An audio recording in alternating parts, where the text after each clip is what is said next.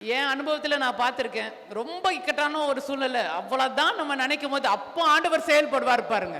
அதே போல ஒரு அதிசயத்தை நாம் இங்க காண போகிறோம் என்பதை நான் ஆண்டவருக்குள் நான் விசுவாசிக்கிறேன். மனிதன் போடுற கணக்கெல்லாம் வேற, ஆனா ஆண்டவர் போடுற கணக்கு வேற. மனிதனுடைய திட்டங்கள் வேற, ஆண்டவருடைய சித்தம்ன்றது வேற. யோசேப்பை குழிக்குள்ள தள்ளணுன்றது மனுஷனுடைய திட்டம், ஆனா ஆண்டவருடைய சித்தம் அவரை என்னதாக்கணும்னா ஆளுநரா ஆக்கணும்ன்றது ஆண்டவருடைய சித்தம். அதிபதியாக ஆண்டவர் மாத்தினார். அங்க ஆண்டவருடைய சித்தம் நிறைவேறிட்டு. அதே போல தானியேலை சிக்க கேபியில போடணும்னு நினைச்சது ஒரு ராஜாவுடைய சித்தமா இருந்தது. ஆனா ராஜாவை அந்த சித்தம் நிறைவேறல.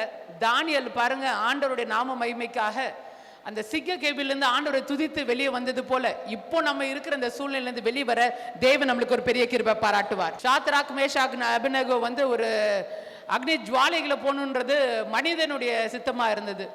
ஆனா ஆண்டவருடைய திட்டம் பாருங்க, அங்க எல்லாரும் ஆண்டவரை மெய்யான ரட்சகர்னு பார்க்கக்கூடிய ஒரு சூழ்நிலை உருவாயிடுச்சு. ஒரே ஒரு தனிப்பட்ட ஒரு மனுஷன் இந்த பகுதியில் இருக்கிற 300 வீடுகளையும் நம்ம ஆலயத்தையும் சேர்த்து ரொம்ப பெரிய இக்கட்டான ஒரு சூழ்நிலை தள்ளி இருக்கிறார்.